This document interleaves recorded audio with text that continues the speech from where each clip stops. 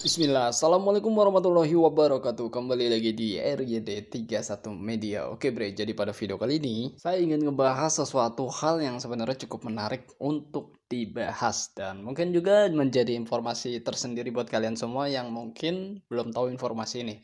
Oke, informasinya apa? Mari disimak video ini sampai selesai. Ya, jadi per hari kemarin tuh saya dapat telepon dari orang yang kalau buat saya pribadi cukup penting ya, karena memang orang ini berkecimpung di dunia balap dan hasil bidikan-bidikan dan latihannya itu pembalap-pembalap Indonesia banyak juga yang sudah berprestasi di ajang internasional ataupun Asia.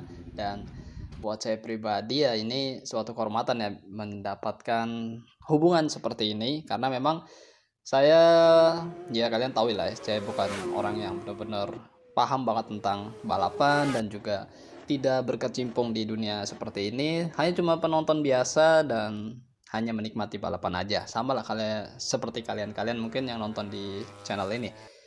Kita ngobrol santai, ada cukup lama ya, lebih dari sejam. Jadi by phone gitu.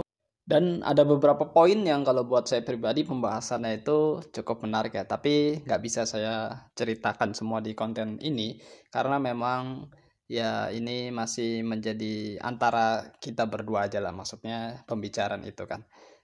Yang saya akan bahas di kali ini adalah tentang pemilihan pembalap dari Indonesia, mungkin lebih tepatnya Astra Honda Motor yang memang berkecimpung di Asia Talent Cup, dan siapa yang akan melanjutkan estafet ke jenjang internasional, lebih tepatnya FIM Junior GP.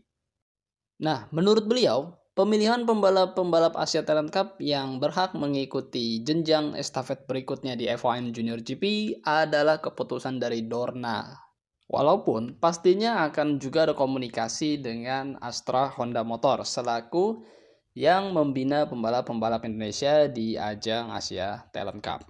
Dalam tanda kutip, mungkin jika memang pembalap yang dipilih oleh Dorna itu adalah dalam naungan Astra Honda Motor. Jadi dari sini kita udah mulai mengerti ya bahwa pemilihan Fadila Arbiaditama itu memang karena dipilih oleh Dorna sendiri, dan pastinya Dorna memiliki klasifikasi pemilihan pembalap-pembalap di Asia, lebih tepatnya mungkin wakil dari Indonesia, dari Jepang, Australia, dan Malaysia, Thailand, dan lain-lainnya. Menarik kalau buat saya pribadi, memang ternyata pilihan Dorna itu cukup bagus dan selalu efektif. Terbukti Fadila Arbi sendiri sampai seri Algarve kemarin telah mengumpulkan 4 poin ya di masa rukinya dalam ajang FIM Junior GP 2022. Dan saya juga sempat menanyakan bagaimana jika ada pembalap dari Indonesia yang mengikuti Asia Talent Cup namun tidak terpilih oleh Dorna untuk bisa mengikuti step langkah berikutnya ke ajang FIM Junior GP. Apakah jika memang dia memiliki biayanya ataupun orang tuanya ataupun memiliki sponsor pribadi itu dapat juga berangkat ke FIM Junior GP? Dan jawabannya ternyata memang bisa aja jika memang secara pribadi berangkat menuju FIM Junior GP, otomatis kan kalau dananya pribadi, timnya pun bisa bebas memilih jika memang talentanya ini dapat dilirik oleh tim-tim di FIM Junior GP. Ketika saya menanyakan beberapa biayanya itu menurut beliau adalah sekitar 5, 6 sampai 7 miliar rupiah. Ya, memang balap motor ini adalah olahraga yang juga cukup mahal. Bukan hanya untuk orang Asia, terkhusus untuk Indonesia aja. Seluruh pembalap di seluruh dunia pun mengalami hal demikian. Bicara seperti ini, kita harus ingat juga ketika Jack Miller dan juga Casey Stoner ya, masa-masa merintis karirnya pun, orang tua mereka harus menjual aset-asetnya dan berpindah ke Eropa agar Casey Stoner kecil ataupun Jack Miller kecil berhasil merintis karir dan berkompetisi di Eropa sana. Dan dibutuhkan juga biaya yang juga cukup besar, sekalipun mereka memiliki talenta dari kecilnya. Dan memang ya seperti ini. Jadi kita paham ya, ketika Astra Honda Motor membina pembalap-pembalap dari Indonesia, otomatis dana-dana yang sangat besar ini tidak ditanggung sepenuhnya oleh orang tua dari si pebalap ya. Kemudian kami juga membahas tentang riding style pembalap. Karena ternyata saya baru tahu ya, riding style itu mempengaruhi hasil balap yang sangat bagus, itu kurang lebih 30%. Jadi ketika riding style sendiri tidak cocok dengan motor, misalnya untuk motor FIM Junior GP Honda NSF 250RW, dan riding style sendiri masih pakai riding style ketika balapan menggunakan motor CBR 250RR ataupun Honda NSF 250R yang seri Asia Talent Cup.